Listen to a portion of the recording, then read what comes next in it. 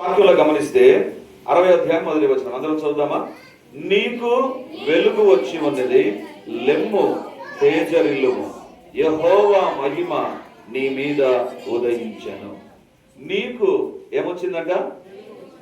చాలా విచిత్రమైన మాట. ఎవరికి కావాలి వెలుగు కదా? బయటికి పోతే సూర్యుడు ఎంత కావాలంటే అంత ఉంటున్నాడు.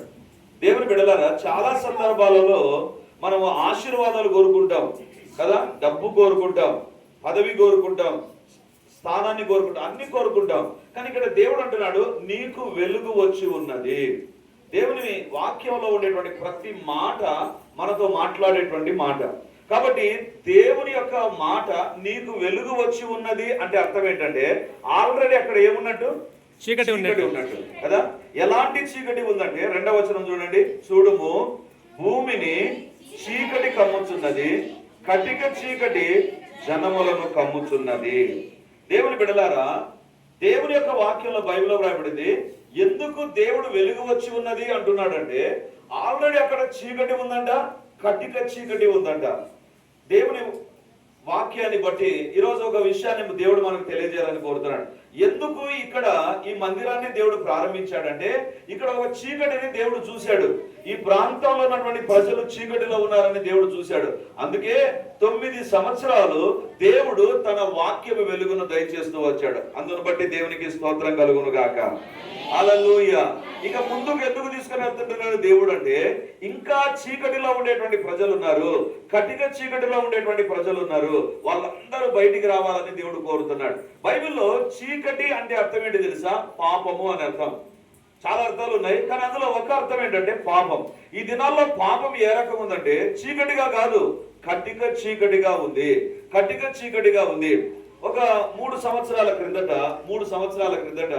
నేను రిమ్స్ హాస్పిటల్లో 3 సంవత్సరాలు కాదు, 2 ఇయర్స్ బ్యాక్ రిమ్స్ హాస్పిటల్లో కొత్తగా సూపర్ స్పెషాలిటీ హాస్పిటల్ ఉంటుంది. దాని పక్కన మానసిక వైద్యం తీసుకునేటువంటి ఒక హాస్పిటల్ ఉంది. అంటే ఈ సింపుల్ గా చెప్పాలంటే మనకు అర్థం కాదు, పిచ్చి పట్టిన వాళ్ళు మానసికంగా డిస్టర్బ్ అయిపోయిన వారికి ఒక హాస్పిటల్ ఉంది.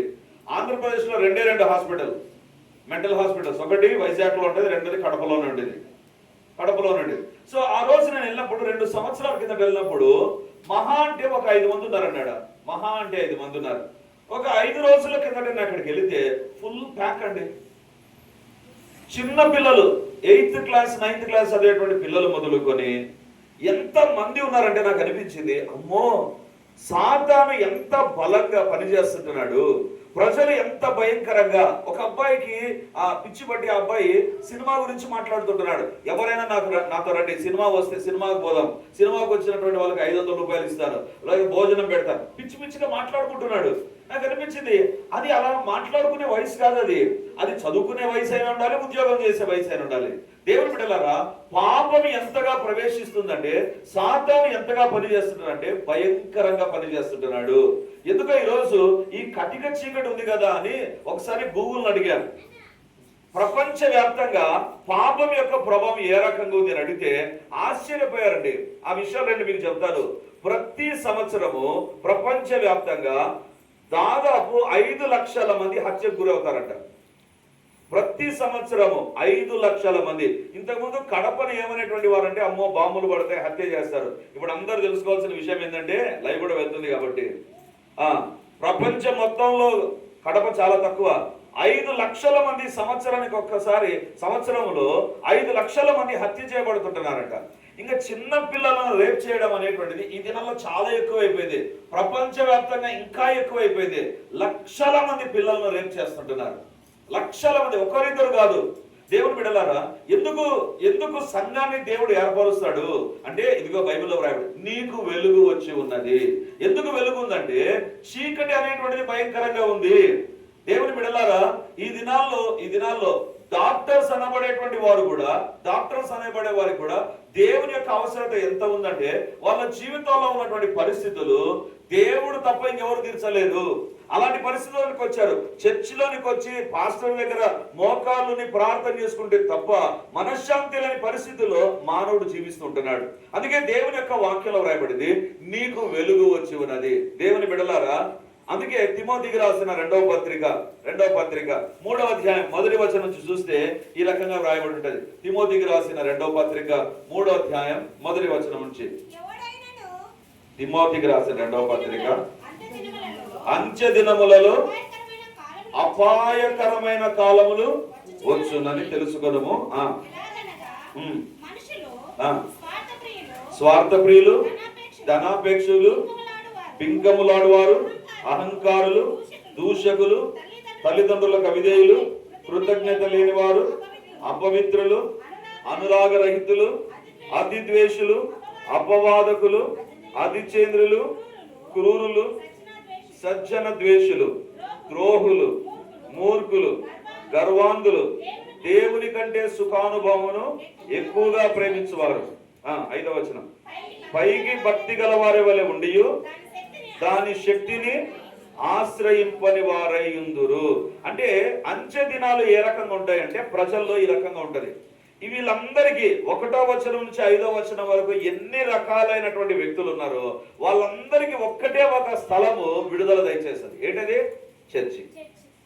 దేవుని బిడ్డలారా, దేవుడు ఒక స్థలమును ఏర్పరచుకొని అక్కడ ఒక పరిచయం జరిగిస్తుంటున్నాడంటే దాని అర్థం ఏంటంటే, ఇదిగో ఇలాంటి పరిస్థితుల్లో ఉన్నటువంటి వారు చీకటిలో ఉన్నారు, వివిధ రకాలైనటువంటి చీకటిలో వాళ్ళు జీవిస్తూ ఉంటున్నారు. వారందరికీ వెలుగునందించడానికి ఈరోజు దేవుని యొక్క సంఘము 9వ వార్షికోత్సవం జరుగుతుండగా ఎంతమంది ఈ స్థలములో రక్షించబడ్డారో నాకు తెలియదు. దేవుడు తన ఉద్దేశాన్ని 9 సంవత్సరాలు ఇక్కడ నెరవేరుస్తూ వచ్చాడు. తన వాక్యము వెలుగును అందించగా, ఇందాక పాస్టర్ గారు చెప్పారు కదా, సో నేను దేవుని ఎరగనటువంటి, ఇప్పుడు పాస్టర్ ఇంతకుముందు విశ్వాసిని కూడా కాదు, ఈ రోజు నేను ఇలా అయ్యానంటే ఒక దేవుని వెలుగు దేవుని సేవకుల ద్వారా వచ్చింది. ఈరోజు ఈ యొక్క ప్రాంతంలో ఈ 9 సంవత్సరాలు ఆయన తన వెలుగును దయచేశాడు. హల్లెలూయా, హల్లెలూయా. దేవుని బిడ్డలారా, ఈ దినాల్లో ఉన్నటువంటి పరిస్థితి ఏంటి తెలుసా? పైకి భక్తి గల వారి వాళ్ళే ఉంటారు, దాని శక్తిని ఆశ్రయింపని వారు. అలాంటి వారికి కూడా ఒక్కటే ఒక పరిష్కారం, దేవుని వెలుగే. ఈరోజు ఈ 9 సంవత్సరాలలో దేవుడు ఇక్కడ చేసిన కార్యం ఏంటి తెలుసా? చూడటానికి చిన్న ప్రదేశమే ఇది, చూడటానికి చిన్న ఏర్పాట్లే, కానీ గొప్ప దేవుని యొక్క వెలుగు ఈ ప్రాంతము ద్వారా ప్రవేశించింది. హల్లెలూయా. ఈ రోజు మీ నోట దేవునికి స్తోత్రాలు ఉన్నాయంటే, ఈ రోజు మీరు బైబిల్ చదవగలుగుతున్నారంటే, ఈ రోజు ప్రార్థన చేయగలుగుతున్నారంటే దేవుని యొక్క వెలుగు ప్రకాశించింది. దేవుని యొక్క వెలుగు చీకటిమయమైన జీవితాలను వెలిగించింది. ఇక రాబోయేటువంటి దినాల్లో ఏం చేస్తారో తెలుసా? ఇంకా ఎవరైతే కటిక చీకటిలో ఉన్నారో వారందరికీ ఇదే స్థలములో నుంచి వెలుగు ప్రకాశించునుగాక, వెలుగు ప్రవేశించునుగాక, దేవుని యొక్క వెలుగు వారిని మార్చునుగాక. బైబిల్లో ఈ వెలుగుకు పెట్టిన పేరేంటి తెలుసా? జీవపు వెలుగు. హల్లెలూయా. ఈ వెలుగు ఏ వెలుగు తెలుసా? ఈ వెలుగు ఎలాంటి వెలుగు తెలుసా? మనుషుడు కలగజేసిన వెలుగు. ఒక ఎగ్జాంపుల్ చెప్తాను. ఒకరోజు ఆళ్ళగడ్డ దగ్గర చాగలమరి అనే ప్రాంతంలో సేవకి వెళ్ళాను. ఇలా స్టేజ్ పైకి ఎక్కి కొద్దిసేపు వాక్యం చెప్పిన తర్వాత నా కళ్ళలోంచి నీళ్ళు వచ్చాయండి. సో కర్చీఫ్ తీసుకొని తుడుచుకున్నాను. మళ్ళీ కొద్దిసేపు వెళ్తే కళ్ళ నిండా నీళ్లు కారుతూనే ఉన్నాయి నాకు. అందరు నన్ను చూసి ఏమనుకుంటా అంటే, ఎందుకు ఈయన ఏడుస్తున్నాడు? నేను ఏడాలా ఎందుకు కారిపోతున్నాయి నీళ్లు? ఒక కర్చీపు పూర్తిగా ముద్దయిపోయింది. ఇక నాకు చాలా మంటగా ఉంది, కళ్ళంతా మంటగా ఉన్నాయి. అర్థమైంది, ఏదో నాకు కంటి సమస్య ఏదో వచ్చింది అనుకున్నాను. త్వరగా ముగించాను. అసలు ఎవరైనా చూడాలంటే కళ్ళల్లో కారం పొడి చల్లితే ఎట్లుంటుంది అట్లుంది నా కళ్ళు. అట్లే కర్చీపు పెట్టుకున్నాను, కిందికి దిగి వచ్చాను. ఒక ఇంటికి వెళ్ళాను, అడేదో భోజనం పెడితే భోజనం ఇట్లా కళ్ళు తెరిచే కదా తినాలి, కళ్ళు తెరిస్తే మంట నాకు. ఏంటి నీళ్ళు కారిపోతున్నాయి నాకు. తర్వాత ఆ ఇంట్లో ఉన్న పెద్ద నన్ను చూసి, ఏమైనా ఏమి కళ్ళలోంచి నీళ్ళు అట్లా కారిపోతున్నాయి అంటే, ఏమో అమ్మ తెలియదు, నాకు కూడా తెలియదు, వాక్యానికి నిలబడ్డాను అంతే కళ్ళలోంచి నీళ్ళు కారిపోతున్నాయి అంటే, ఆమె ఏమని తెలుసా?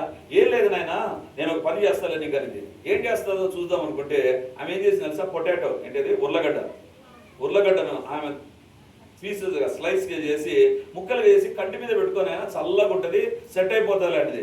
ఇట్లా పెట్టుకొని కొద్దిసేపు అయిన తర్వాత తీస్తే మళ్ళీ కారుతున్నాయి. ఆమె నింది ఇదేదో ఉల్లగడ్డకు పోయింది కాదు, ఇది ఏదో చాలా పెద్దగా ఉన్నట్టుంది అనుకొని ఆమె ఇంక వెళ్ళిపోయింది. ఇంకా నేను కడపకు వచ్చానండి. కడపకు వచ్చి ఆ రాత్రంతా అసలు ఇంట్లో నేను ఏం చేశాను తెలుసా? నేను పడుకున్న బెడ్రూమ్లో చిమ్మ చీకటి చేశాను. ఏ కొంచెం వెలుగు చూసినా కళ్ళులో కారం పొడి కొట్టినట్టుంది.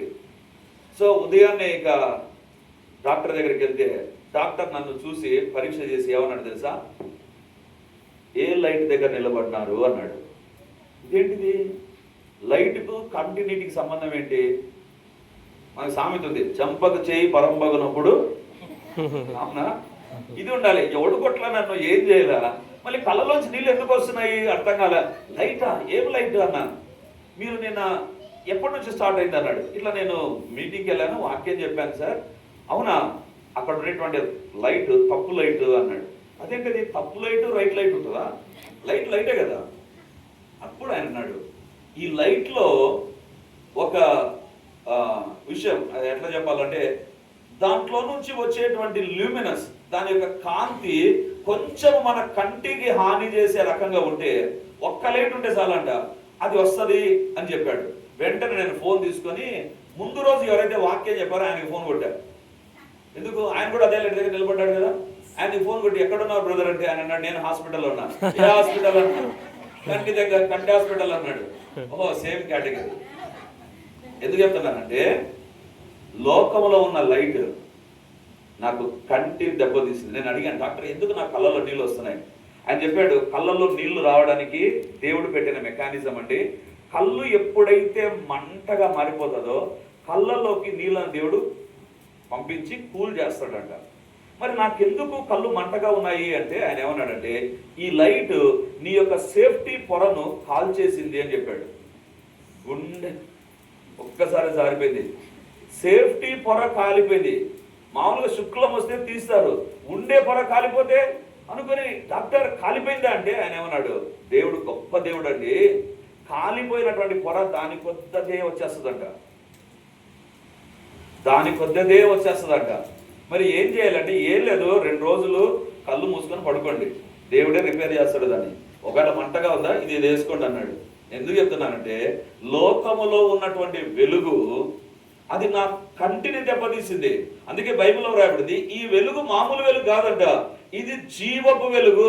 ఎవరైతే పాపము చేసి తమ జీవితాల్లో చచ్చిపోయే మార్గంలోకి, పాప మార్గంలోకి, పాపం వల్ల వచ్చు జీతం అనే మార్గంలోనికి, మరణ మార్గంలోకి ఎవరైతే వెళ్ళిపోతారో అలాంటి వారిని వెలిగించడానికి దేవుడు 9 సంవత్సరాలు ఇక్కడ పరిచయం జరిగించాడు. హల్లెలూయా. దేవుడు తన సేవకుని ఇక్కడ ఎవరు నిలబడి వాక్య పరిచయం చేసినా వాళ్ళందరి ద్వారా దేవుడు ఒకే ఒకదాన్ని బయటకు తీసుకొని వచ్చాడు. ఏంటిది? జీవపు వెలుగు. దేవుని బిడ్డలారా, బైబిల్లో వ్రాయబడింది, అంత్య దినాల్లో అపాయకరమైన కాలాలు వస్తాయి. ఎలాంటి కార్యాలు? మంచి వ్యక్తి చెడిపోతాడండి. మంచి వ్యక్తి అతని జీవితంలోకి రాకూడని లక్షణాలు వస్తాయి. ఎక్కడ మార్పు చెందుతాడు? ఒకటి, దేవుని యొక్క వాక్యము దగ్గర, దేవుని యొక్క సన్నిధానంలోనే, దేవుని యొక్క శక్తి ఒక వ్యక్తి జీవితంలోనికి వచ్చినప్పుడే. దేవుని బిడ్డలారా, చాలా సంవత్సరాల క్రిందట ఒక అబ్బాయి ప్రార్థనకని వచ్చాడు. ఏంటి ఆ అబ్బాయి అంటే, మనం నీళ్లు ఎంత తాగుతామో అంతకంటే ఎక్కువగా ఆయన సారాయి తాగుతాడు. మనం నీళ్లు తాగుతామని చూసారా? దానికంటే ఉదయం లేస్తున్నా కానీ ఫ్రిడ్జ్ తెచ్చి ఆయన తాగేది ఏంటి తెలుసా? ఫస్ట్ సారాయి తాగుతాడు. వాళ్ళ అమ్మ వాళ్ళ ఆయన ఫేమస్ డాక్టర్స్, ఎంత సంపాదించారో. వీడు కూడా డాక్టర్ కోర్స్ అవుతున్నాడు, నాకంటే చిన్నాడు కాబట్టి వీడు అంటున్నా. డాక్టర్ కోర్స్ అవుతూ first year fail, second year fail, third year fail, అన్ని ఫెయిలే. ఏమంటే ఎప్పుడు తాగి ఉంటాడు. ఇక వాళ్ళ ఆయన వాళ్ళ అమ్మ ఏం చేశారంటే, ఒక పని చేశారు, వద్దురా నువ్వు బయట తాగి ఎక్కడంటే అటు పడిపోతున్నావు, నీకు ఏం కావాలో తెచ్చి ఫ్రిడ్జ్లో పెట్టుకో, నీకు నచ్చినప్పుడు తాగి ఇంట్లో ఉండు మర్యాదగా చాలు, నువ్వు ఇది నీ ద్వారా మాకు ఇక నష్టం తప్ప అవమానం తప్ప ఏమీ లేదు, మాకు తెలియకుండా ఎక్కడో తాగిపోయి ఎక్కడో పడిపోయి ఎక్కడో అప్పు చేసేదానికంటే మేమే కొనిస్తామని ఇంట్లో పెట్టేశారు. దేవుని బిడ్డలారా, రోజు ఉదయాన్నే లేచి తాగి పడుకునేటువంటి వాడు, ఉదయాన్నే లేచి తాగి తన రక్ష చేసేటువంటి వాడు, తన ఇష్టానుసారంగా జీవిస్తున్నాడు. ఒకరోజు ప్రార్థనకని ఆయన పంపించారు.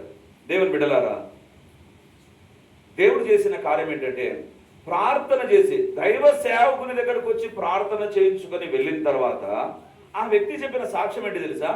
వచ్చేటప్పుడు కూడా తాగి వచ్చాడు తెలుసా ప్రార్థనకు. అంత పవర్ఫుల్ క్యాండిడేట్, అది లేకుండా ఉండలేడు. బ్రాందీ షాప్ కనపడితే ఆగాలి, కారు ఆపాలి, కారు ఆపకపోతే డ్రైవర్ను వాంచి పడేస్తాడు. సో వాడు ఆపాలి, వీడు తాగాలి. ఇప్పుడు ప్రార్థన అయిన తర్వాత కడప నుంచి బయలుదేరాడండి. బయలుదేరితే ఫస్ట్ వైన్ షాప్ వచ్చింది. వైన్ షాప్ వస్తేనే వీడు డ్రైవర్ మీకు తెలుసుగా, వీడు మెల్లిగా స్లో చేస్తే వద్దు పారా అన్నాడంట. తర్వాత మెల్లిగా ఇంకొక ప్లేస్, ఇంకోటి అలా 1 గంట సేపు ప్రయాణం చేసిన ఆ వ్యక్తికి తాగుబుద్ధి కాడల్లా. ఎందుకు తాగుబుద్ధి కావడం అనుకున్నాడంట. ఓహో, నిన్న మొన్న ఎక్కువ తాగినాను కదా, అందుకోసం తాగుబుద్ధి కాలేదేమో, పండుకొని తాగుదాంలే అనుకున్నాడంట. సో పోయి ఇంట్లో పోయి పడుకొని లేచిన తర్వాత ప్రతిసారి లేచిన వెంటనే నేరుగా ఫ్రిడ్జ్ దగ్గరికి వెళ్ళి దాంట్లో ఉండే వాటిని తాగేవాడు. కానీ ఏం చేసాడు తెలుసా, లేచిన తర్వాత ఫ్రిడ్జ్ దగ్గరికి పోబుద్ధి కావడం ఎందుకో, సరే బయటికి పోదామని బయటికి పోతుంటే వాళ్ళ దగ్గర ఉండేటువంటి వర్కర్స్ పరిగెత్తుకుంటా వాళ్ళ డాక్టర్ అమ్మ దగ్గరికి పోయినారు. ఏంటి లేచి తాగాలి కదా, ఏంటి తాకుండా ఎక్కడికో బయటికి పోతున్నాడు, ఏమైనా ఎక్కువై మెంటల్ వచ్చి పోతున్నాడేమో అనుకుంటే ఈ వ్యక్తి నేరుగా ఎక్కడ పోయాడు తెలుసా, పోయి ఆ చర్చి ముందర, వారి ఊర్లో చర్చి ఉంటే చర్చి ముందర పోయి కూర్చున్నాడంట. ఎందుకో అక్కడ పోయి కూర్చోవాలనిపించింది. మళ్ళీ ఇంటికి వచ్చేసాడు. వాళ్ళమ్మనేది ఏమైనా తింటావా అంటే తింటానన్నాడు. తిని పడుకున్నాడంట. మళ్ళీ మరుసటి రోజు ఉదయం లేచాడంట. లేచి ఫ్రిడ్జ్ దగ్గరికి పోవాలా. ఆ రోజు నుంచి దేవుడు అతని తాగుడు నుంచి విడిపించాడు. హల్లెలూయా. అలాంటి కార్యాలు, అంతకంటే గొప్ప కార్యాలు ఈ ప్రాంతంలో జరుగుతున్న సేవ ద్వారా ప్రభు జరిగిస్తూనే ఉండును గాక. ఆమేన్. ప్రతి సంఘంలో జరుగును గాక, ప్రతి చోట జరుగును గాక. ఎందుకంటే నీకు వెలుగు వచ్చి ఉన్నది. రెండోదిగా దేవుడు చెప్పిన మాట ఏంటి? 60వ అధ్యాయం మొదటి వచనం, నీకు వెలుగు వచ్చి ఉన్నది. చాలు, ఏమంట? లెమ్ము. దేవుడు వెలుగు మాత్రమే ఇవ్వడు. దేవుడు చెప్పే మాట ఏంటి తెలుసా? లెమ్ము, లే అని చెప్తుంటున్నాడు దేవుడు వెలుగు నీకు వచ్చి ఉన్నది అని చెప్పాడు. వెలుగు వచ్చిందని చెప్పినటువంటి దేవుడు అక్కడికి ఆపేలేదండి. బైబిల్లో రాయబడింది, అక్కడ ఒక కామా ఉంది, ఆ తర్వాత ఏముంది? లెమ్ము. అంటే దేవుడు చెప్పేటువంటి ఒక శక్తివంతమైన పదాల్లో ఒక పదం ఏంటి తెలుసా? ఇదే, నీవు లేవాలి అంటే దాని అర్థం ఏంటంటే, ఇంతవరకు నువ్వు కూర్చున్నావు, ఎక్కడ కూర్చున్నావో అక్కడ నుంచి లే అంటే దాని అర్థం ఏంటంటే, ఇంకా ఏదో ఇంతకు ముందు ఉన్న స్థలంలోంచి ఒక కొత్త స్థలంలోనికి, ఒక కొత్త దిశలోనికి, ఒక కొత్త దైవిక అవకాశంలోనికి దేవుడు నిన్ను తీసుకుని వెళ్తున్నాడని. దేవుని బిడ్డలారా, ఈ 9 సంవత్సరాల వార్షికోత్సవం రోజున దేవుడు ఇచ్చేటువంటి మాట ఏంటి తెలుసా? ఇంతవరకు వెలుగు వచ్చింది, ఇప్పుడు దేవుడు అంటున్నాడు, don't be satisfied with this, దీంతోనే తృప్తి పడద్దు, ఇంకా నువ్వు లేవాల్సిన ప్రక్రియ ఉంది. ఇంకా ఎక్కువ మందికి వెలుగును తీసుకుని వెళ్ళాలి. హల్లెలూయా. ఇంకా ఎక్కువ మంది దేవుని చేతుల్లోనికి రావాలి, సాతాను చేతుల్లో నుంచి.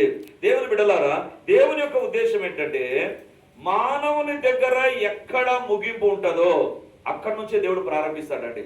ఒకవేళ అంజల బాబు గారు, దివ్య సిస్టర్ ఇద్దరు ఏమనుకుంటారు? ఇందాక చిట్టిబాబు పాస్టర్ చెప్పారు, ఎన్నోసార్లు ఇక్కడ దాడి జరిగింది, ఎన్నోసార్లు ఇక్కడ వ్యతిరేకత వచ్చింది, వీటి మధ్య మేము పరిచర్య మంచిది. కానీ దేవుడు అనేటువంటి మాట ఏంటి తెలుసా? నీకు వెలుగు వచ్చినది, లెమ్ము. నేను దేవుని సన్నిధానంలో దృఢంగా నమ్ముతున్నాను, ఇది ఒక పర్మనెంట్ బిల్డింగ్ గా మారును గాక. శ్రేష్టమైన నిర్మాణం ఇక్కడ జరుగును గాక. ఇంకా అనేక గ్రామాలకు ఇక్కడికి నుంచి వెలుగు వెలును గాక. ఇది లేవవలసిన సమయం, ఇక ఇక్కడే ఉండేటువంటి సమయం కాదు. దేవుడు ఇంకా ఎక్కువ మందిని నా దేవుడు నడిపించును గాక. దేవుని బిడ్డలారా, ఎందుకు ఆ మాట అంటున్నానంటే, చాలా మంది దీన్ని చూసి అనుకోవచ్చు, ఇంతేలే, ఇక్కడికే, ఇంకా ఇంతకంటే ఇంకేముండదు, ఇదే ఇంకా చాలే, దేవుడు అక్కడి వరకు ఇంతేనేమో. దేవుడు అంటున్నాడు, లేదు, ఇది ముగింపు కాదు, ఇక్కడ నుంచి ఇంకా గొప్ప ప్రారంభం కలుగుతుంది. హల్లెలూయా. దేవుని బిడ్డలారా, దేవుని యొక్క ఉద్దేశం ఎప్పటికి కూడా అదే అండి. దేవుడు ఎప్పటికి కూడా వ్యక్తిగతంగా గాని, పరిచర్య పట్ల గాని, నువ్వు ఇక్కడికే ఆగిపో, నువ్వు ఇక్కడికే ఉండు అని చెప్పే దేవుడు కాదు. దేవుడు ఇంకా నువ్వు చేయాల్సి ఉంది అని చెప్పే దేవుడు. బైబిల్లో ఒక మాట మీకు చూపిస్తాను. అపోస్తలుల కార్యములు 9వ అధ్యాయం 3వ వచనం చదువుదాం, ఆ తర్వాత 6వ వచనం చదువుదాం. అపోస్తలుల కార్యములు 9వ అధ్యాయం 3వ వచనం 6వ వచనం. 3వ వచనం 9 కరెక్టేమా? 9, 3 ఆ తర్వాత 6. అతడు ప్రయాణం చేయుచు దమస్కా దగ్గరకు వచ్చినప్పుడు అకస్మాత్తుగా ఆకాశం నుండి ఒక వెలుగు అతని చుట్టూ ప్రకాశించెను. అకస్మాత్తుగా ఆకాశం నుండి ఒక వెలుగు అతని చుట్టూ ప్రకాశించను. 6వ వచనం, లేచి పట్టణములోనికి వెళ్ళుము, అక్కడ నీవు ఏమి చేయవలనో అది నీకు తెలపబడునని చెప్పెను. ఈ 9వ అధ్యాయం 3వ వచనంలో సౌలు దమస్కు వెళుతూ ఉండగా దేవుని యొక్క వెలుగు ఆకాశం నుండి సౌలు మీదకి దిగి వచ్చిందండి. దిగి వచ్చిన తర్వాత దేవుడు ఏమంటున్నాడు 6వ వచనంలో, లేచి. దేవుని బిడ్డలారా, ఇక్కడ 2 విషయాలు చెప్పి నేను ముందుకు వెళ్తాను. దేవుడు సౌలుతో ఏమంటున్నాడు? లేచి. అంటే దాని అర్థం ఏంటి? అంతకుముందు అతడు పడిపోయి ఉన్నాడని. సాతాను దయ్యపు శక్తులు, అలవాట్లు, చెడు స్నేహాలు, సాతాను సంబంధమైన క్రియలు ఎప్పటికీ ఒక వ్యక్తిని కానీ ఒక కుటుంబాన్ని కానీ పడగొడతాయండి. ఎప్పటికీ వాడి పని ఏంటంటే, ఒక వ్యక్తి మంచిగా ఉన్నాడా పడగొడుతుంది. ఎందుకంటే అది సాతాను యొక్క లక్షణం. ఇప్పుడు సాతాను శక్తులతో నింపబడి సౌలు అనేటువంటి వ్యక్తి దమస్కు వైపు వెళ్ళి అక్కడ ఉన్నటువంటి దేవుని బిడ్డలను బంధించాలని చూస్తూ ఉండగా, దేవుని బిడ్డలారా, అతని పరిస్థితిని దేవుడు చూపిస్తున్నాడు. అతడు పడిపోయాడు ఫస్ట్. ఈరోజు వాక్యం వింటున్న దేవుని బిడ్డలారా, మీ ఇంటిలో ఎవరు దేవునికి వ్యతిరేకంగా జీవిస్తూ పడిపోతున్నారో వారి విషయంలో దేవుని మాట అడగండి. యెషయా గ్రంథం 60వ అధ్యాయంలో మీరు సెలవించిన మాట, నీకు వెలుగు వచ్చి ఉన్నది, లెమ్ము. నా కుమారుడు పడిపోయాడు, నా కుటుంబం పడిపోయింది, నా జీవితం పడిపోయింది. దేవా నీవే లేపు ప్రభా, నీవే లేపు ప్రభా. 2008వ సంవత్సరం నేను సింగపూర్లో దేవుని సేవకని వెళ్ళాను. 2008 వెళ్ళిన తర్వాత చిన్న దేశం అంటే అది చిన్న దేశం. ఆంధ్రప్రదేశ్ చాలా పెద్దది దాని ఎదుట, కడప జిల్లా కూడా చాలా పెద్దది దాని ఎదుట. చిన్న దేశం. ఆ దేశం పైన జోక్ ఏంటి తెలుసా? మా దేశంలో ఎవరు పరిగెత్తొద్దు అంటారు. ఎందుకు తెలుసా? పరిగెత్తిపోయి సముద్రంలో పడతారు. అది చిన్న ద్వీపం, అది దాని చుట్టూ సముద్రం ఉంటుంది. అందుకే ఆ దేశంలో ఉండేటువంటి పరిస్థితి ఏంటి తెలుసా? మనకు ఇండిపెండెంట్ హౌస్లు ఉంటాయి, ఒక్కొక్కరికి ఒక ఇల్లు ఉంటుంది. ఆడ గవర్నమెంట్ ఒప్పుకోదు, అపార్ట్మెంట్ ఉండాలి. ఎందుకు? చిన్న భూమి, ఒక్కొక్కరు ఒక ఇల్లు కట్టుకున్నట్టు ఇంకా దేశం ఉండదు. చిన్న దేశం అది. కానీ ఆ దేశంలో టెక్నాలజీ చూస్తే ఇప్పుడు మనం చూస్తున్నాం 4G 5G అని. నేను అప్పుడే చూసా 2008లో వాళ్ళు 4G వాడుతున్నారు. 2008లోనే. ఇప్పుడు ఏ జీ వాడింటారో వాళ్ళు.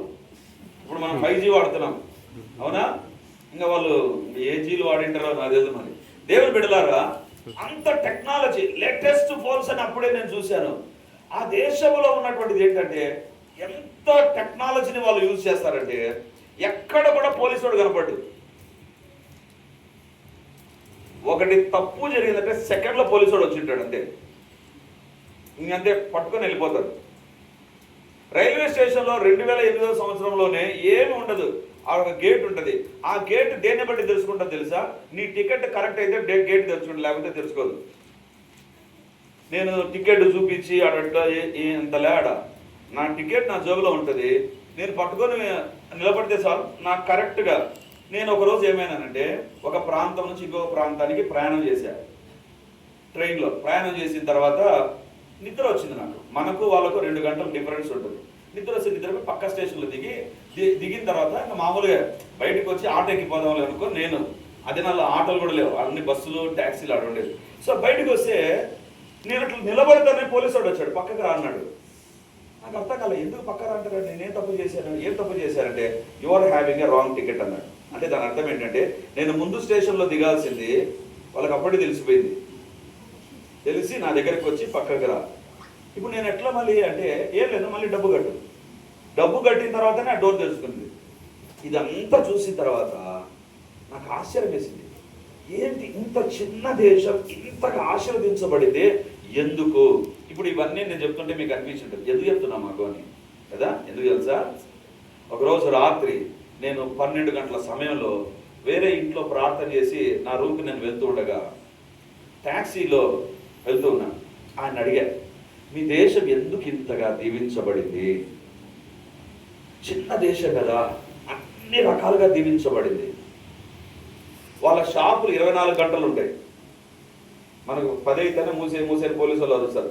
అట్లా 24 గంటలు షాపులు ఉంటాయి, 24 గంటలు హోటల్స్ ఉంటాయి, 24 గంటలు మనుషులు తిరుగుతూనే ఉంటారు. ఎందుకంటే అన్ని దేశాల ఫ్లైట్స్ అక్కడికే వచ్చి ల్యాండ్ అవుతాయి. ఇంతగా అభివృద్ధి చెందింది ఏంటి కారణం అని అడిగితే వాళ్ళు చెప్పిన మాట ఏంటి తెలుసా? మా దేశం నిమిత్తమై 24 గంటలు ప్రార్థన చేసే ఒక ప్రార్థనా గుంపు ఉంది. హల్లెలూయా. దేశము ముందుకెళ్ళడానికి కారణం ఏంటంటే, ఇక్కడ బైబిల్లో రాయింది, నీవు లెమ్ము, నువ్వు పడిపోకుండా ముందుకెళ్ళాలి అంటే ఏం కావాలి తెలుసా? టెక్నాలజీ కాదు కావాల్సింది, లేకపోతే ప్రభుత్వం కాదు, పరిపాలకులు కాదు, ప్రభువు కావాలి. హల్లెలూయా. అందుకే దేవుడు అంటున్నాడు, సౌలా నువ్వు ఏమనుకుంటున్నావు తెలుసా? నాకు అధికారం ఉంది, అది ఉంది, ఇది ఉంది అని నువ్వు ఏదో ఆలోచన చేస్తున్నావు. నీ ప్రయత్నాలతో నువ్వు పడిపోయావు. ఇప్పుడు నేను చెప్తున్నాను, లే, నీకు వెలుగు వచ్చినది లెమ్ము, నీకు వెలుగు వచ్చినది లెమ్ము. దేవుని బిడ్డలారా, లోకంలో ఒక వ్యక్తిని సాతాను పడగొడితే లేపడానికి రాజకీయ శక్తులు పనికిరావు, డబ్బు పనికిరాదు, ఏది పనికిరాదు, దేవుని యొక్క వెలుగు మాత్రమే. హల్లెలూయా. దేవుని యొక్క వాక్యంలో రాయబడింది, నీ వాక్యము నా పాదములకు దీపము. ఎందుకు చర్చిలో వాక్యం అందించబడుతుంది? అదే కారణం. ఈ వాక్యానికి ఎవరైతే ఎక్స్పోజ్ అవుతారో, నాకు అనిపించింది ఆ చిన్న దేశము అంతగా అభివృద్ధి చెందడానికి ఎవరో వారికి బోధించారు, మీ దేశం నీతో ప్రార్థించాలని ప్రార్థన గుంపును రెడీ చేస్తే ఆ ప్రార్థన గుంపు ప్రార్థన చేస్తుండగా దేశం అభివృద్ధి పదంలోకి వెళ్ళిపోయింది. దేవుని బిడ్డలారా, ఈ 9వ వార్షికోత్సవం దేవుడు ఈ సంఘంలో ఉండే వారికి, ఈ మాటలు వింటున్న వారికి ఇచ్చేటువంటి ధైర్యము లేదా ఒక పిలుపు ఏంటంటే, ఇంతవరకు జరిగిన దానితో సాటిస్ఫై కావద్దు. There is greater things ahead. చాలా శ్రేష్టమైనవి దేవుడు మన కోసం ఎత్తి పెట్టుంటున్నాడు. కాబట్టి లెమ్ము, లెమ్ము. దేవుడు చెప్పే మాట లెమ్ము. దేవుని బిడ్డలారా, బైబిల్లో చూడండి, దేవుడు ఏమంటాడు? 9వ అధ్యాయం 6వ వచనం, అపోస్తలుల కార్యములు 9:6. లేచి పట్టణములోనికి వెళ్ళుము, అక్కడ నీవు ఏమి చేయవలనో అది నీకు తెలుపబడునని చెప్పాను. దేవుని బిడ్డలారా, జాగ్రత్తగా వినండి. లేచి దేవుడు అంటున్నాడు, ఆ తర్వాత పట్టణములోనికి వెళ్ళుము. దేవుడు చెప్పిన మాట ఏంటంటే, నా మాటకు నువ్వు లోబడు. ఈరోజు ఈ మాట చెప్తుంటే కొంతమందికి అనిపిస్తుంది, ఇక్కడ బండపల్ల, ఈ బండపల్లలో ఇంకేముంటది పరిచర్య, ఇది జాలే అని ఒకవేళ మీరు అనుకుంటున్నారేమో. దేవుడు చెప్పే మాట, పౌలా, సౌలా, నువ్వు లేచి పట్టణములోనికి వెళ్ళుము. బైబిల్లో దేవుడు అంటాడు, అక్కడ నీవేమి చేయవలనో అది నీకు తెలపబడు.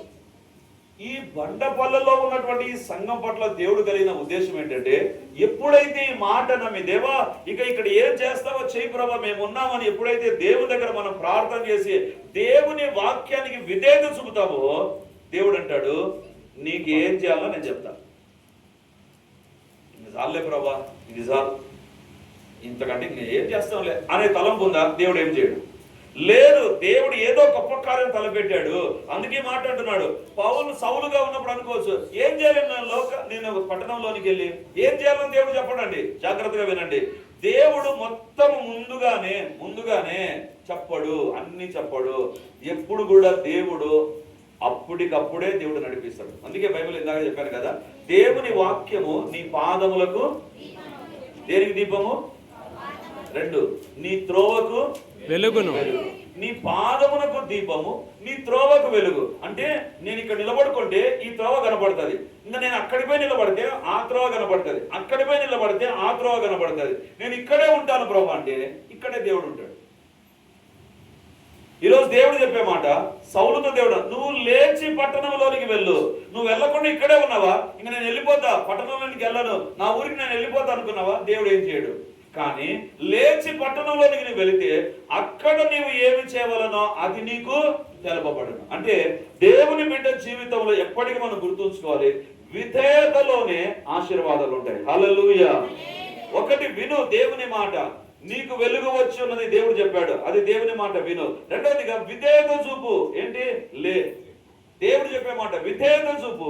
నీ జీవితంలో ఆదివారం ఇక్కడ వాక్యం చెప్తుంటే ఏదో ఆదివారం ఏదో చెప్తుంది పాస్టర్ గారు చెప్తారు, ఏదో విందాం, అలా కాదు. విధేయతతో జీవించడానికి వినేటువంటి వ్యక్తి అయితే నీ జీవితంలో దేవుని ఆశీర్వాదాలు ఉంటాయి. దేవుని యొక్క శ్రేష్టమైన ఆశీర్వాదాలు ఎక్కడ మిస్ చేసుకుంటాం తెలుసా? ఆదివారం చర్చిలోకి వచ్చి నిద్రపోతారు కొంతమంది. దేవుడు దైవ సేవకులు సిద్ధపడి ఏదో ఒక వాక్యాన్ని అందిస్తారండి. అందించినప్పుడు ఆ వాక్యాన్ని పట్టుకొని, దేవా ఈ వారం అంతట్లో నాకు సాయం చేయ ప్రభా అని అడిగితే ఖచ్చితంగా దేవుడు సాయం చేస్తాడు. దేవుని బిడ్డలారా, నేను మా పరిచయంలో గమనించింది చెప్తాను. అంటే ప్రతి ఒక్క దైవ సేవకునికి ఇదే అనుభవం ఉంటుంది. ఏంటంటే వాక్యం దేవుని దగ్గర కనిపెట్టి ప్రార్థన చేసిన తర్వాత, దేవుడు సందేశం ఇచ్చిన తర్వాత అది ఖచ్చితంగా ఎవరికొకరికి తగిలింటదండి. కానీ ఆ వారంలో వాళ్ళు మళ్ళీ ప్రార్థనకు వస్తారు. బ్రదర్, మా ఇంట్లో ఇట్లా జరిగింది. ఎందుకు తెలుసా? ఆదివారంలో దేవుడు చెప్పిన మాట వినకుండా, పట్టించుకోకుండా వెళ్ళిపోయింటారు. ఆ వారంలో కానీ తర్వాత దినాల్లో కానీ అదే రకమైన స్థితిలోకి వాళ్ళు వెళ్తారు. అందుకే దేవుని వాక్యాన్ని దగ్గరికి మనం రావాలి, దేవుని వాక్యాన్ని మనం చదవాలి. సౌలుతో దేవుడు అంటున్నాడు, సౌలా నువ్వు లేచి పట్టణంలోనికి వెళ్ళు, అక్కడ నీకేం చేయాలో నీకు బోధిస్తా.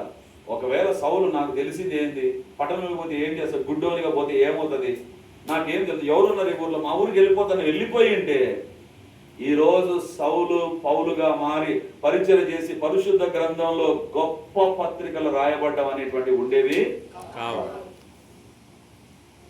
ఆదివారం ఆరాధనలో దేవుడు చెప్పిన మాట దేవుని మాటగా విని లోబడేటువంటి వ్యక్తి ధన్యుడు. ఆమేన్.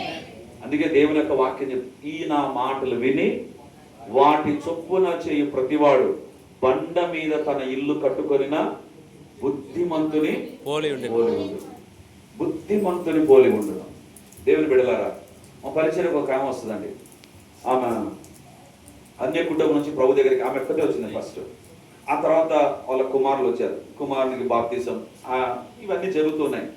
ఒకరోజు ఆమె నా దగ్గరికి వచ్చి, అయ్యా మేము కొంచెం డబ్బు కూడబెట్టుకున్నాం, ఒక ఇల్లు కొనుక్కోవాలనుకుంటున్నాం, ప్రార్థన చేయండి అని. సరే ప్రార్థన చేశాను.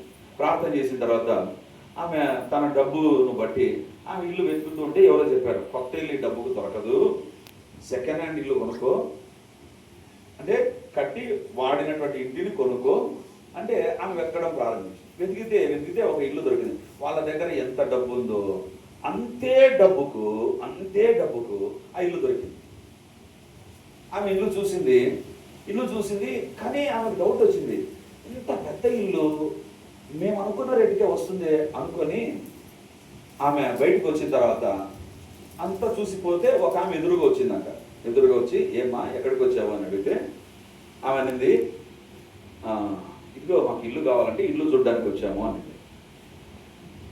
అప్పుడు కొనుక్కుంటున్నారా మీరు అనేది అంటే, అవునమ్మా మాకు బాగా నచ్చింది కొనుక్కుంటాం. అమ్మా కొంచెం జాగ్రత్త అమ్మా అని చెప్పి వెళ్ళిపోయింది. ఎట్లుంటుంది ఇంకా మళ్ళీ ఎన్నికిపోయింది. ఎందుకు? ఆ ఇంట్లో దయ్యం తిరుగుతుంటుంది రాత్రి, అందుకే ఎవ్వరు కొందరు అట్టిని పోయి కొనుక్కొని ఉండి సతాయించబడి వెళ్ళిపోయినారు అంటే, అవునా అని నేరుగా నా దగ్గరికి వచ్చిందండి ఆమె. నేనేం చేయాలి, ఇంటికి పోయి దయ్యం పోగొట్టాను అన్నట్టుగా నేను ఆమె సైడ్ చూసి, ఏమ్మా అంటే ఆమె అనేది, ఫస్ట్ గారు మేము ఆ ఇల్లు తీసుకోవచ్చా? నేనేమన్నానంటే, ప్రార్థన చేస్తామమ్మా, దేవుడు దిగి వచ్చిన స్థలం పరలోకంగా మారుతుంది, సాతాను ఉండదు అక్కడ, మీరు ఏం పర్లేదు కొనుక్కోండి అని చెప్పి వాళ్ళ కోసం ప్రార్థన చేసి ఆమె అట్లా వెళ్ళిపోతుందండి. నాకు ఎవరో చెవులో చెప్తున్నారు, నాకు వినపడుతుంది ఒక వాయిస్, ఆ ఇల్లు కాదు కొత్త ఇల్లు ఇస్తాను. నేను ఆ పదం విన్నప్పుడు నాకు అర్థం కావట్లే, ఏంటి వాయిస్ నాకు వినపడుతుంది. ఆమె డబ్బు సరిపోయింది, ఇల్లు సరిపోయింది, ఈమెకు దయ్యం పోవడం ఒకటే, దేవుడి సన్నిధి అక్కడ ఉంటే పోతుంది కదా, ఇది నా తలంపు. కానీ ఆ స్వరం వినబడినటువంటి దానికి వెంటనే విధేయత చూపించి నేను ఏమన్నానంటే, అమ్మ ఇట్రా, అది కొనద్దు, దేవుడు కొత్త ఇల్లు మీకు ఇస్తాడు. పాస్టర్ మా దగ్గర ఉండేది ఇంతే డబ్బు, దీనికి కొత్త ఇల్లు రాదు. అమ్మ దేవుడు చెప్తున్నాడు, నమ్ము ఈ మాట. ఆమె నమ్మిందండి. నమ్మి కొత్త ఇంటి కోసం వెతికిందండి. ఒకరోజు నా దగ్గరికి వచ్చి ఆమె ఏమని చెప్పిందంటే, పాస్టర్ గారు ఈ వారంలో మేము ఒక ఇంట్లో చేరబోతున్నాం, ఒక ఇంటిని దేవుడు ఇచ్చాడు, మేము చేరబోతున్నాం, మీరు రండి అని. అంటే సరే అమ్మా పలానా రోజు వస్తానని చెప్పాను. పోయి చూస్తే ఒక కాళ్ళు లేకపోయామండి, అన్ని కొత్త బిల్డింగ్స్ ఉన్నాయి అక్కడ. ఈమె ఇల్లు చూస్తే కొత్త ఇల్లు. నేను అడిగాను, ఎంత ఇల్లు? మా దగ్గర ఎంత డబ్బు ఉందో అంతే డబ్బుకి ఇల్లు వచ్చింది. హల్లెలూయా. అందుకే ఈ నా మాటలు విని వాటి చొప్పున చేయి ప్రతివాడు బండ మీద తన ఇల్లు కట్టుకొనిన బుద్ధిమంతుడు. ఆదివారం చర్చి ఎగరగొట్టి టీవీల దగ్గర కూర్చునే వాళ్ళు ఎవరు? ఏ మంతులు? బుద్ధిమంతులు కాదు వాళ్ళు. కాబట్టి క్రమంగా దేవుని మందిరానికి వచ్చి దేవుని వాక్యాన్ని వినాలి. రెండవదిగా దేవుని మాటకు మనం లోబడాలి. దేవుడు అంటాడు నీకు వెలుగు వచ్చినది లెమ్ము. దేవునికి విధేయత చూపేటువంటి జీవితంలోనే ఆశీర్వాదాలు ఉంటాయి, దేవుని యొక్క దీవెనలు ఉంటాయి. దేవుని బిడ్డలారా, మన జీవితంలో ఎంతగా దేవుడు చెప్పిన మాటకు లోబడుతూ ఉంటామో అంతగా మన జీవితాల్లో ఆశీర్వాదాలు ఉంటాయి. మూడవదిగా దేవుడు చెప్పిన మాట ఏంటి? కాదు కాదు, అదే వచనం, 6వ వచనం.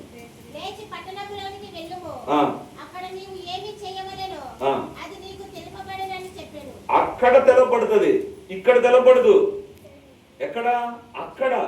నువ్వు పట్టణంలోనికి వెళ్తే ఇక్కడ పడిపోయావు, నువ్వు ఇక్కడ నుంచి లేచిన తర్వాత పట్టణంలోనికి వెళితే అక్కడ నీకు తెలపబడుతుంది. అంటే ఇప్పుడు ఏం చేయాలి? పట్టణంలోనికి వెళ్ళాలి, పట్టణంలో ఉండాలి. ఉన్న తర్వాత అప్పుడు దేవుడు తెలుపుతాడంట. ఎట్లా తెలుపుతాడు కూడా చెప్పలేదు. దేవుని బిడ్డలారా, క్రైస్తవ జీవితంలో ఒక సత్యాన్ని గుర్తెరగండి, అన్ని సంపూర్తిగా దేవుడు చెప్పడు. ఇప్పుడు పాస్టర్ దివ్య పాస్టమ్మను తర్వాత అంజల్ బాబు గారిని నిలబెట్టి మైక్ పెట్టి అడుగుతారు, ఎప్పుడు వచ్చారు బ్రదర్ మీరు రాయచోటికి? మైక్ మొదలండి మళ్ళీ 2005లో వచ్చినప్పుడు ఆ పక్కన ఒక చర్చి, ఈ పక్కన ఒక చర్చి, వెనక పక్క ఒక చర్చి ఉంటుందని అనుకున్నారా? ఎవరికి తెలియదు. జీవితంలో దేవుడు అన్ని చెప్పడు. దేవుడు అబ్రహాముతో అంటాడు, అబ్రహమా నేను చూపించు దేశానికి. అబ్రహాముని అడుగుదాం, చూసావా నువ్వు? పోతా ఉన్నాడు. వాక్యం విని వాక్యానికి లోబడి దేవుడు చెప్పినట్టు చేస్తూ ఉంటే నెక్స్ట్ తలుపు తెరుచుకుంటది. మళ్ళీ అక్కడ లోబడి విధేయత చూపామా, ఇంకొక తలుపు తెరుచుకుంటది. అక్కడ విధేయత చూపించామా, ఇంకొక తలుపు తెరుచుకుంటది. అవునా?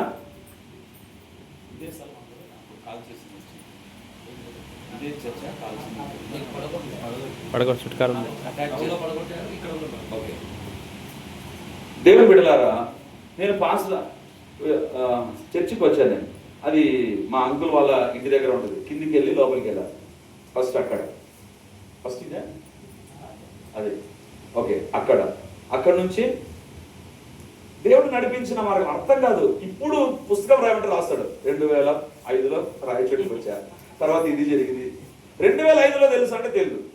ఎప్పటికీ దేవుని బిడ్డగానే ఒకరు తెలుసుకో, దేవుడు నీ దగ్గర ఆ రోజుకి ఏ విధేయత చూపమంటాడో ఆ రోజు ఆ విధేయత చూపించు. నెక్స్ట్ రోజు నీకు దీవెనకరంగా ఉంటుంది. ఆ రోజు మళ్ళీ ఎక్కడ విధేయత చూపాలో అది చూపించు. దేవుడు నెక్స్ట్ తలుపు తెరుస్తాడు. అంతేగాని దేవా నేను ఇప్పుడు 2026లో ఉన్నాను కాబట్టి 27 అంతా నాకు దీవెనకరంగా చేస్తాడు దేవుడు. But it all depends on your day to day obedience. అనుదినము దేవుని నువ్వు చూపించేటువంటి విధేయతలోనే ఉంటది. అనుదినము దేవుడు నీకు చూపించే విధేయతలోనే ఉంటది. ఈ రోజు మన జీవితాల్లో వింటాం, విధేయత చూపం. విని విధేయత చూపించే వాళ్ళు అత్యధికంగా ఆశీర్వదించబడతారు. ఎలా దీవించబడతారు? ఇప్పుడు 60వ అధ్యాయంలోకి వస్తాం. మొదటి వచనం. నీకు వెలుగు వచ్చి ఉన్నది లెమ్ము, తేజరిల్లుము, యెహోవా మహిమ నీ మీద ఉదయించును. నీకు వెలుగు వచ్చి ఉన్నది, అది మొదటిది. రెండవదిగా లెమ్ము, మూడవదిగా తేజరిల్లుము. తేజరిల్లుము అంటే ఇంకా ఏంటి? ఇంకా ఎక్కువగా ప్రకాశించు. లేచి విధేయత చూపే వ్యక్తి జీవితంలో ఎక్కువ ప్రకాశత ఉంటది. నేను విధేయత చూపాను, ఊరికే చర్చికి వచ్చి వెళ్ళిపోతానంటే అట్లేగానే ఉంటుంది జీవితం, ఏం మారదు. అప్పుడు అనిపిస్తుంది ఏం మారకుండా నేను చర్చికి వచ్చి ఒకటి నీ జీవితంలో దేవుని వాక్యానికి అనుదిన విధేయత నీ జీవితంలో ఉండాలి. చాలా సందర్భాలు అనుదిన దీవెనల కోసం అడుగుతాం దేవుని, అనుదిన విధేయత ఉండదు. నీ జీవితంలో అనుదిన విధేయత ఉన్నప్పుడే అనుదినము దేవుడు నీకు సిద్ధపరిచిన ఆశీర్వాదాలను ఖచ్చితంగా అనుభవిస్తావు. బైబిల్ ఒక మాట చూడాల్సిన పని లేదు. అరచుచుండు పిల్ల కాకులకు దేవుడు ఏమిస్తాడంట? ఆహారం ఇస్తాడు కదా.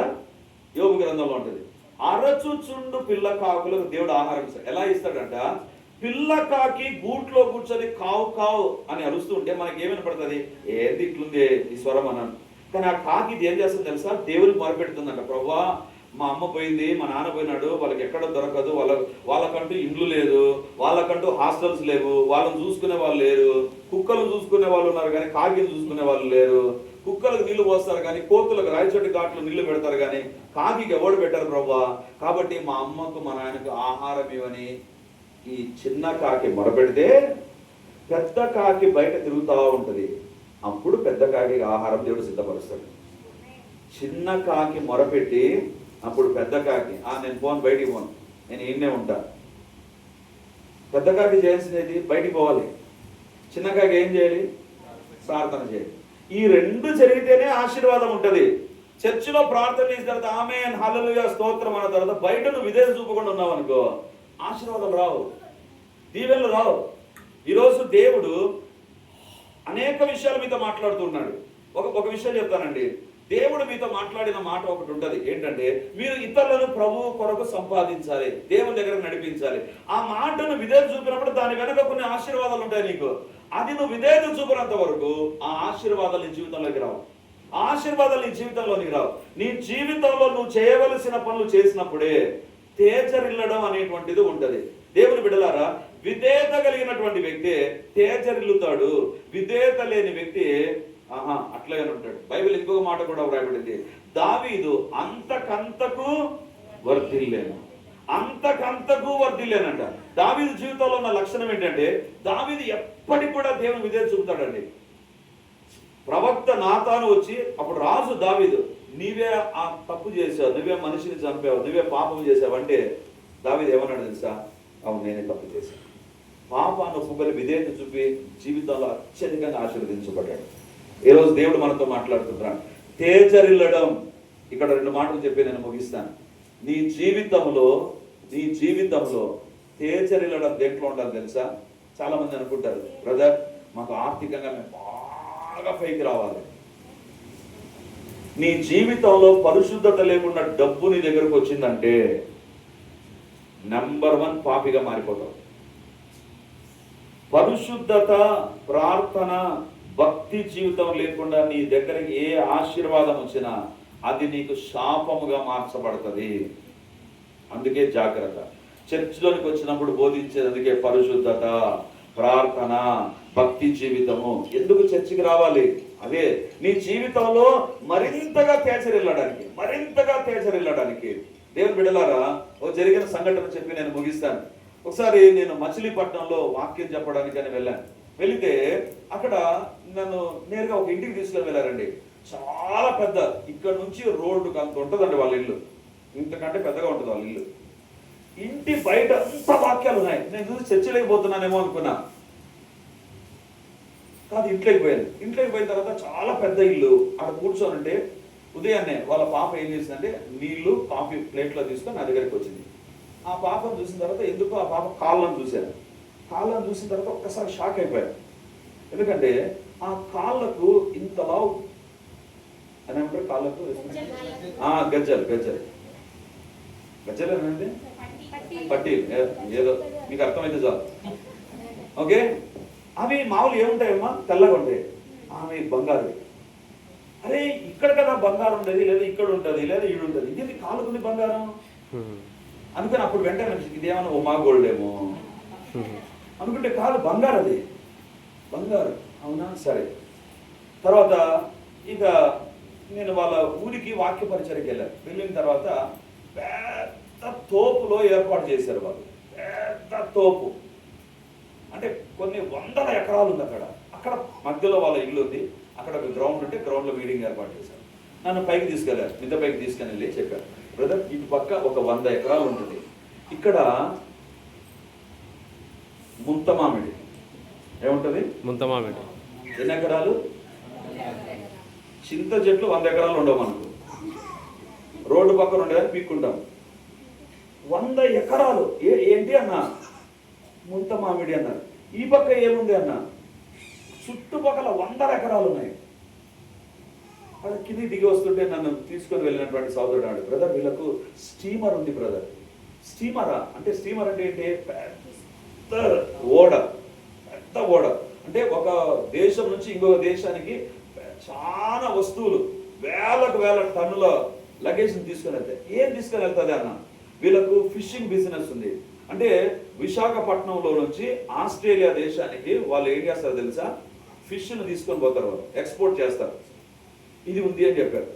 ఆ తర్వాత నేను కూర్చున్న కారు కొత్త కారు, అదే బలుంది కొత్త కారు అన్నాను. వాళ్ళు ఏమన్నారంటే, సార్ వీళ్ళ దగ్గర 9 నెలల నుంచి 14 నెలల వరకు కారు వాడతారు, మళ్ళీ అమ్మేస్తారు.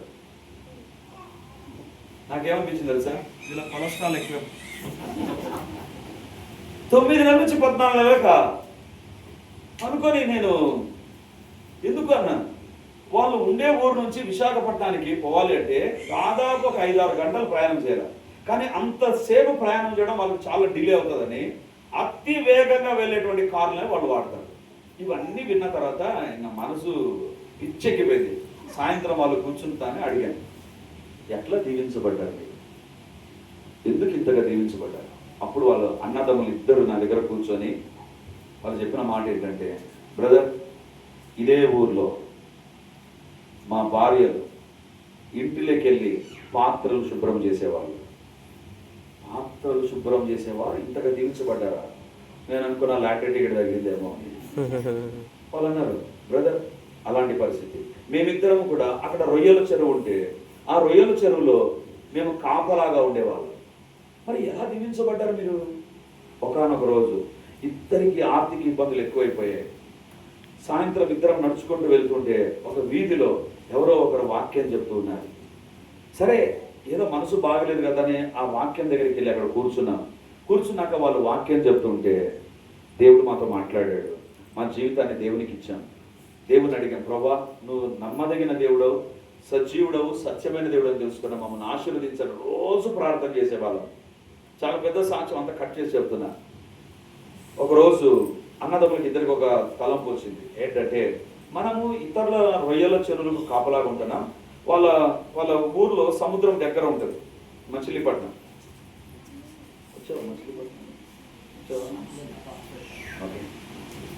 సో ఆ మచిలీపట్నంలో వీళ్ళు ఒక రొయ్యల చెరువులో వీళ్ళు కాపలా కాసేవారు. వీళ్ళు అనుకున్నారు, దేవుడు వాళ్ళకు ఒక ప్రేరేపణ ఇచ్చాడు, మనమే రొయ్యలు పెంచితే ఎట్లుంటుందని. ఇద్దరు వాళ్ళ దగ్గర కూడబెట్టుకున్న డబ్బుతో కొన్ని రొయ్యలు సెపరేట్గా ఆ యొక్క సముద్రంలో ఇసుక దగ్గర అలా నీళ్లు తీసి రొయ్యలు పెంచడం ప్రారంభించారు. మెల్లిమెల్లిగా పెరిగినాయి. ఒకరోజు ఏమైంది తెలుసా, విచిత్రమైన రొయ్యల తెగులు వచ్చింది. సముద్ర తీరములో ఎన్ని రొయ్యల చెరువులు ఉన్నాయో అన్ని రొయ్యల చెరువుల్లో రొయ్యలన్నీ చచ్చిపోయినాయి. ఒకే ఒక రొయ్యల చెరువులో చేపలు చచ్చిపోవాలి. అది వీళ్ళది. దేవునికి స్తోత్రం. హల్లెలూయా. ఇంకా పిచ్చెక్కిపోయింది. అంతకుముందు ఆల్రెడీ ఆర్డర్స్ తీసుకునేటారు కదా వాళ్ళు. ఇప్పుడు ఎక్కడ రొయ్యలు తీసుకురావాలి? సో అన్నదమ్ముల దగ్గరికి వచ్చారు. రొయ్య ఒకరు వచ్చి అంటారు 100 రూపాయలు, రెండో వాడు అంటారు 200, ఒక్క రొయ్య 200, 300, 400, 1000,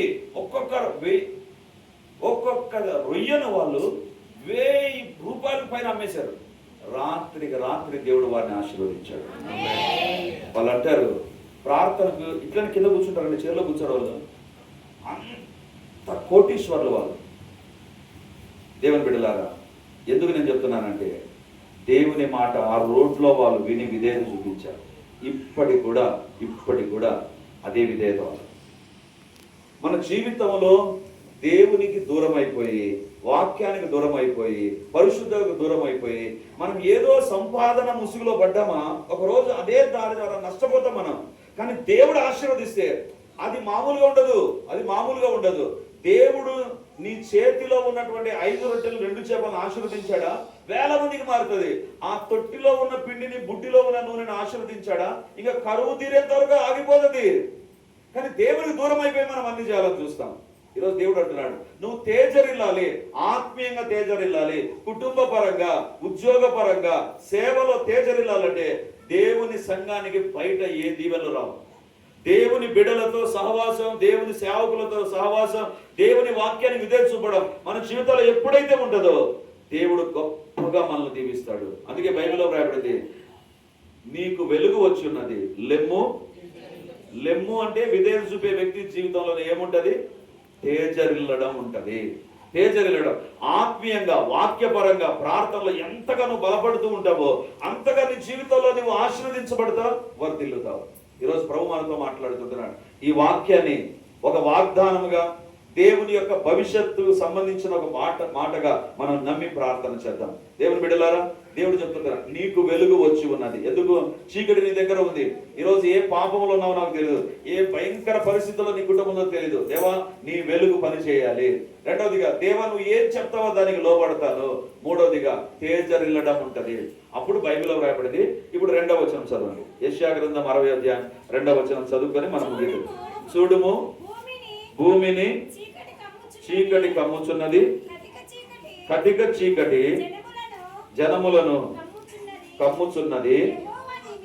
యెహోవా నీ మీద ఉదయించుచున్నాడు. ఆయన మహిమ నీ మీద. 3వ వచనం, జనములు నీ వెలుగునకు వచ్చెదరు. ఈ మాట ఈ మందిరము పట్ల దేవుడు నెరవేర్చునుగాక.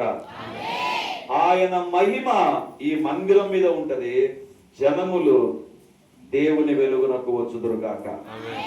దేవుని వెలుగునకు వచ్చుదురుగాక. యెషయా గ్రంథం 60వ అధ్యాయం 2వ వచనంలో దేవుని వెలుగు మహిమ ఈ మందిరం పైన ఎల్లప్పుడూ గాక. జనములు దేవుని వెలుగునకు వచ్చుదురుగాక. రాజులు వచ్చుదురుగాక. అధికారులు వచ్చుదురుగాక. ధనవంతులు వచ్చుదురుగాక. బైబిల్లో రాయబడింది 4వ వచనం, కన్నులెత్తి చుట్టూ చూడము వీరందరూ కూడుకొని నీ యొద్దకు వచ్చేదారు. నమ్మితే దేవుని మహిమ చూస్తాం. అది చర్చి విషయంలోనే కాదు, నీ కొరకు ఎవరు రావాలన్నా, నీ కొరకు ఎవరు పని చేయాలన్నా, నీ జీవితంలో ఎలాంటి కార్యాలు జరగాలన్నా ఖచ్చితంగా ప్రభు జరిగిస్తాడు. హల్లెలూయా. ఒకటి, నీవు చీకటిలో ఉండకుండా వెలుగు నీ పైకి రావాలి. రెండవదిగా, నీ జీవితంలో చీకటి ఉండకూడదు, పాపం ఉండకూడదు. ప్రభు బిడ్డగా నువ్వు జీవించాలి. విధేయత కలిగి జీవించు. నీ జీవితంలో నువ్వు తేజరిల్లుగాక. ప్రభు మనతో మాట్లాడిండగా అందరం లేచి నిలబడదాం. ప్రభు యొక్క సన్నిధానంలో చిన్న ప్రార్థన చేస్తాను.